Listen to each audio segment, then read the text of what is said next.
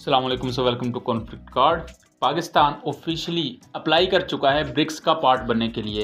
And अगर पाकिस्तान का ये जो फॉर्मल एप्लीकेशन अप्रूव हो जाती है तो पाकिस्तान 2024 में ब्रिक्स का पार्ट बन जाएगा। ब्रिक्स को आप एक राइवल पैक्ट कह सकते हैं अमेरिका की तरफ से जो हेड किया जाता है G7 का। G7 में दुनिया की जो 7 बड़ी इकोनॉमीज़ हैं वो आपस में मिलकर बैठती हैं, उनका एक पैक्ट है, वो आपस में मिलकर इकोनॉमिक एक्सपेंशन पर बात करती हैं। इसी तरह एक दूसरा इकोनॉमिक पैक्ट भी मौजूद है जिसे हम ब्रिक्स कहते हैं। वैसे तो ब्रिक 2009 से मौजूद था, 2009 में इसमें साउथ अफ्रीका शामिल हुआ था, लेकिन पिछले कुछ सालों से खासतौर पर 2020 के बाद ब्रिक्स बहुत ज़्यादा उभर कर दुनिया में सामने आया। इससे पहले G7 ही दुनिया में ज़्यादा डोमिनेट करता था, क्योंकि 2020-21 में ही जाकर जब यूक्रेन रशिया वॉर दुनिया में आई और रशिया की इकोनॉमी नीचे आना शुरू हुई तो तब चाइना रशिया के साथ खड़ा होता है और उसके बाद ही G7 का एक मुखालफ ग्रुप भी उभर कर सामने आता है जिसे ब्रिक्स कह देते हैं। ब्रिक्स में 5 कंट्रीज़ हैं, जैसा कि ब्राज़ील, रशिया, इंडिया, चाइना और फिर साउथ अफ्रीका। ना सिर्फ ये 5 कंट्रीज़ बल्कि इसके अलावा भी सऊदी अरब, ईरान, एथियोपिया, उसके बाद यूनाइटेड अरब एमिरेट्स और इजिप्ट भी ब्रिक्स का हिस्सा बनना चाहते हैं। और 2023 में इनके बारे में अब फैसला होगा कि क्या इन्हें ब्रिक्स का हिस्सा बनाया जाता है या नहीं, और पाकिस्तान ने अब रिसेंटली इसके लिए अप्लाई कर दिया है। अगर पाकिस्तान की एप्लीकेशन को अप्रूव कर लिया जाता है तो 2024 में पाकिस्तान भी इस ऑर्गेनाइजेशन का हिस्सा होगा। और इस चीज़ को कंफर्म किया है पाकिस्तानी जो एम्बेसडर हैं खालिद जमाली, उन्होंने रशियन न्यूज़ ऑर्गेनाइजेशन टास्क को अपना एक इंटरव्यू दिया जिसमें उन्होंने ये बात वाज़ेह की। ब्रिक्स की थोड़ी सी हिस्ट्री की बात करें तो सबसे पहले ये नाम दिया गया था इसे एक इकोनॉमिस्ट की तरफ से, जिम ओनील जिनका नाम है। 2001 में उन्होंने एक आइडिया दिया था ब्रिक का। ब्रिक का मतलब था ब्राज़ील, रशिया, इंडिया और चाइना। उनके नज़दीक 2050 तक ये 4 वो मुल्क होंगे जो दुनिया की 50% के करीब इकोनॉमी को फॉर्म करेंगे और दुनिया में इकोनॉमी के लिहाज से ये 4 मुल्क डोमिनेट करेंगे। लेकिन 2009 में इस पूरे के पूरे पैक्ट में आ जाता है साउथ अफ्रीका भी। साउथ अफ्रीका के आने के बाद ये लफ्ज़ बन जाता है ब्रिक्स। लेकिन 2021 तक ब्रिक्स को कोई ऐसी अहमियत हासिल ना हो सकी। उसकी वजह थी क्योंकि G7 या G20 जैसे जो कंट्रीज़ थे इनको हेड अमेरिका करता था, और जाहिर बात है अमेरिका मिलिट्री के लिहाज से भी ज़्यादा स्ट्रॉन्ग था और इकोनॉमिकली भी ज़्यादा स्ट्रॉन्ग था। उसके बाद 2021 में यूक्रेन रशिया वॉर देखने में आती है, और उसके बाद जो बहरुल काहिल है जिसे हम पैसिफिक ओशन कहते हैं, यहाँ अमेरिका और चाइना के दरमियान भी टेंशन्स बढ़ती हैं। इन तमाम चीज़ों के चलते रशिया एक बड़ा प्लेयर निकल कर सामने आता है, और उसके बाद ओबियसली चाइना इकोनॉमिकली अमेरिका को टक्कर देता है। ना सिर्फ इकोनॉमिकली बल्कि मिलिटरीली भी अमेरिका को टक्कर देना शुरू करता है। तो इस वक्त बुनियादी तौर पर 2 बड़े पोल्स आपको दुनिया में नज़र आएंगे। एक तरफ आपको अमेरिका और नेटो इत्तेहादी खड़े नज़र आएंगे, जबकि दूसरी तरफ चाइना, रशिया और उनके इत्तेहादी कंट्रीज खड़े हुए नज़र आएंगे।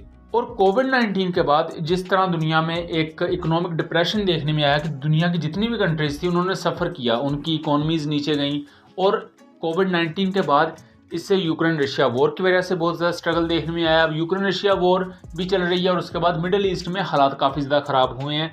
इसराइल पैलेस्टीन का जो इशू चल रहा है। दोस्तों, ब्रिक्स में मौजूद कंट्रीज़ इस चीज़ को एम करते हैं कि वो इकोनॉमिक एक्सपेंशन को लेकर आएंगे, इकोनॉमिक एक्सपेंशन को प्रैक्टिस करेंगे।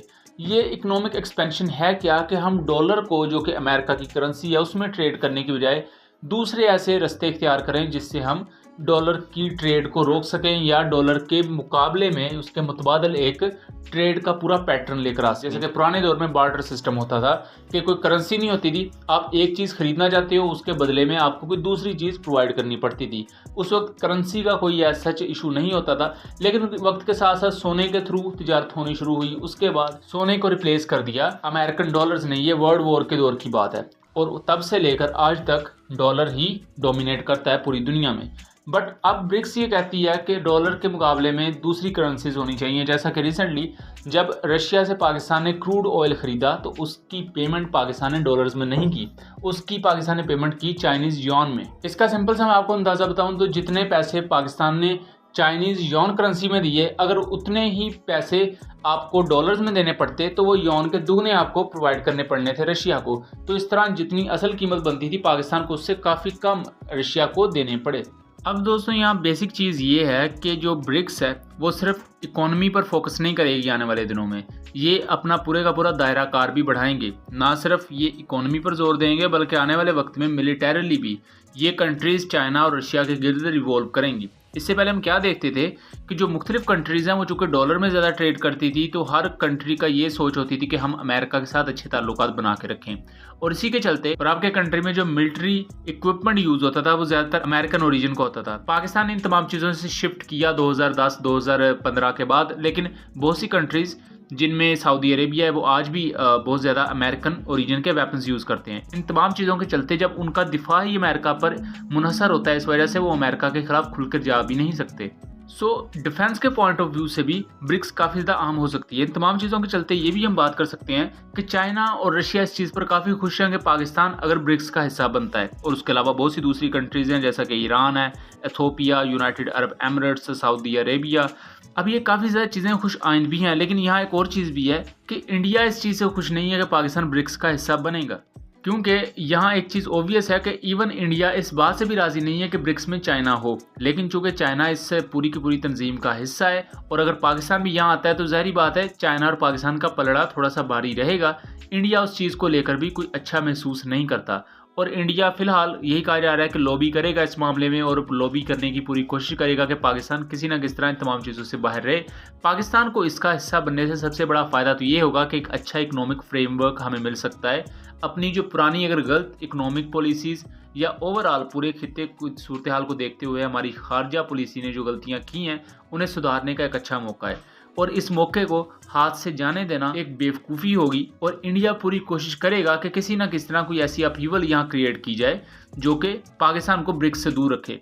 यहाँ एक और अहम चीज़ ये भी है कि पाकिस्तान के जो एम्बेसडर हैं खालिद जमाली, उन्होंने ये भी कहा है कि पाकिस्तान और रशिया के दरमियान डायरेक्ट फ़्लाइट्स अब चला करेंगी, और ये तारीख में पहली दफ़ा हो रहा है। ये वो तमाम प्रोज एंड कॉन्स थे जो ब्रिक्स के बारे में मैंने आपको बताए। पाकिस्तान की शमूलियत को लेकर ब्रिक्स किस तरह रिएक्ट कर सकती है, ब्रिक्स क्या क्या कर सकती है फ्यूचर में। उम्मीद करता हूँ चीज़ें क्लियर रही होंगी। मिलेंगे अगली वीडियो में, तब तक के लिए अल्लाह हाफिज़।